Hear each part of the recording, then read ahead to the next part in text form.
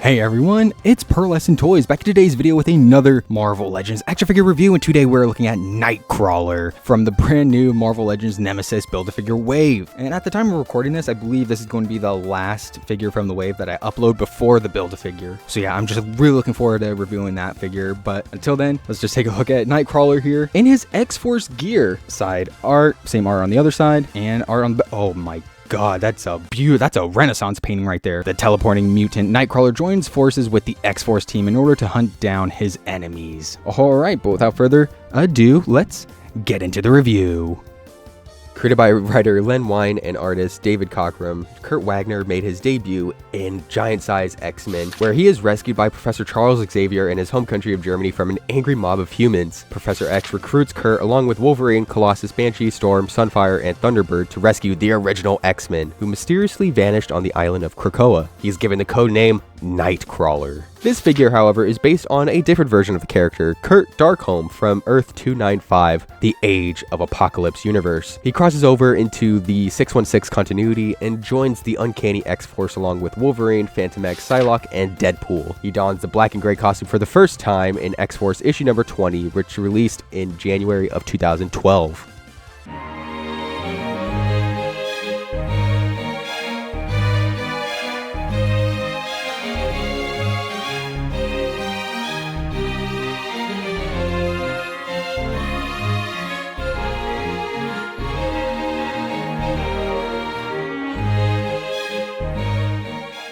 This figure is a straight up copy and paste of the X-Men 97 Nightcrawler. Only difference being those head sculpts, they're different, but everything on the body is lifted from this figure. And this figure is pretty goated, so I don't really mind. It just leaves a lot of open discrepancies in this figure. I'm just saying big words, I don't even know what they mean. It just leaves a couple of spots here that are a little iffy. This color and this X logo, which I'll get to later. Of course, we have his feet, and yeah, it's sculpted really nicely. Love the curve of the toe right here. Makes it look even more otherworldly, and the back toe as well. This is like a revamped Pizza Spider-Man mold, so it has that same lankiness, but it adds a little tiny bit of bulk too. Right here where the white goes to black and then gray, there's lines separating the three colors from one another. I like that the knees, you could see the bones protruding through, and then up to the thighs. Yeah, this is what I was talking about earlier. Pretty beefy. There doesn't seem to be any shading on the muscles like the other figures in the wave. Ooh, this might be something to look out for. Yeah, I've already taken pictures and posed him off camera before this, and he was left with this little crease mark from the plastic right here from moving it up. So just be careful when you're posing it. Don't be like me and just rip it out of the package and go straight to taking pictures. Or do it, actually. Yes. The blue is actually a little bit brighter than the X97 version, and there does appear to be a tiny bit of black shadowing right there at the tip. We get up to his trunks right here. Again, the same thing as the boots right here. The black gray separated by a sculpted line going down the middle. Really awesome, and that detail continues up the torso. Now, this is where I encounter my first problem with this figure, and that is the torso. Because yes, it is sculpted perfectly. I love how skinny it is, while also retaining a lot of musculature, very comic book like. But I really don't like this separated piece right here. And if you look at art from the X-Force comic, he doesn't have this thing dividing up his thing. What am I even saying? Usually, Nightcrawler has this red piece going up and the black piece is underneath, and that connects to the rest of the costume. But here, this black piece should all be one piece. One Piece!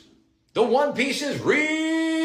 But they didn't really want to recast it, so they just reused the mold, and I think it just looks a little bit lazy and untrue to the source material. That's a bummer. The X logo too, I kind of would have liked it to be raised up a little bit. I know it doesn't really look like that in the comic books, but I think that would have been a nice detail. We go down the arms, again, love the lankiness of it. The gloves have the same effect as the boots, separating those colors by lines. Doesn't really hit the mark. And now going over accessories, the first one we have is this neutral head expression, which I'm a big fan of because this is the first time we're getting a comic book Nightcrawler with the brand new digital face printing. Yeah, you could see a difference between this and the original version from, what was it, the Wendigo wave or something? Yeah, this head just looks so incredibly realistic. Like the slight blue highlighting throughout the hair. Unfortunately, it has like this like David Bowie Ziggy Stardust lightning bolt going down the eye, which appears to be raised up a little bit. So yeah, unfortunately, I don't think I'll be able to acetone that away. But man, oh man, the face looks so good regardless. I might just put it on my regular Nightcrawler. Yeah, great head sculpt. He also comes with a yelling expression head, same blue highlighting in the hair, but yeah, like the face itself, absolutely breathtaking. Love the fangs. You can see his tongue underneath, and there's like some shattering right there on the wrinkles. Just some top-notch stuff. And of course, the red eyes. That's essential when it comes to X-Force. So yeah, with this head sculpt, he's able to match up with his fellow X-Force members. He also comes with 2 fisted hands, 2 open hands, and an open sea grip hand, which he's able to hold his sword with. Yeah, this sword doesn't look out of place in a Pirates of the Caribbean movie. It's such an old-timey sword, but it's one that this character has become synonymous with. I do like how the silver is molded instead of painted on. Glad they did that here. Usually, like when they do silver painted swords and stuff, it chips off easily. Unfortunately though, with the handle down here, yeah, vine boom sound effect, am I right? The paint is really sticky. It tends to stick onto the white right here, which is a really big bummer because like it is just super noticeable. Just like be careful when you're putting it in, maybe heat it up before, just stretch it out a little bit and then put the sword in. And I kind of wish he came with an open secret pan for his left arm too. Now going over articulation, his head is able to move up this much. It's able to look down this much, a little bit of pivot and some side to side movement. His arm moves up this much. With the butterfly shoulder joint, it doesn't go back a whole great deal, or forward for that matter. Rotation at the shoulder, upper bicep swivel, and a double jointed elbow that bends in this much. Your standard wrist hinge allowing his hand to move up, down, and twist all the way around. With his mid ab crunch, he's able to bend this far back and this far forward. Waist swivel. His leg goes up this much, goes out to the side that much, and goes back a little bit. Upper calf rotation. Upper calf rotation. A double jointed knee that allows his leg to go back this much, and his foot is able to go this far down, this far up, and he of course has.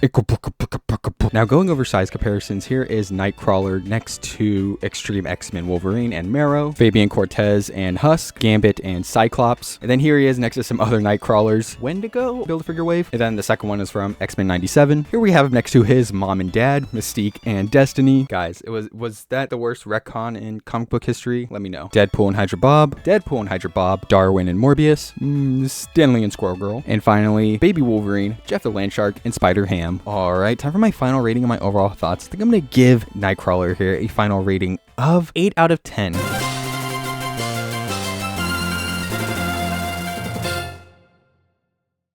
This one's another hesitant 8 out of 10. I really wanted to give the figure a 7.5 out of 10, just because I don't feel like the reuse here really matches up with like the comic book counterpart of this character. Like it just doesn't look right to me. That being said though, he is a ton of fun to pose around. He's just an absolute blast. And I've been having fun for a few hours now, just messing around with him off camera. The head sculpts look perfect, breathtaking to look at. Of course, that sword looks amazing as well. I just can't wait to get my hands on some more X-Force figures and finally assemble like some sort of team. But yeah, Nightcrawler, 8 out of 10. But yeah, that'll do for today's video. Hope you guys enjoyed. Comment down below what you thought about the figure. I would love to see your guys' opinions. And while you're at it, like and subscribe and share with a friend. Anything you can do with us, support the channel will be greatly appreciated. And with that, I will see you in the next one. Bye.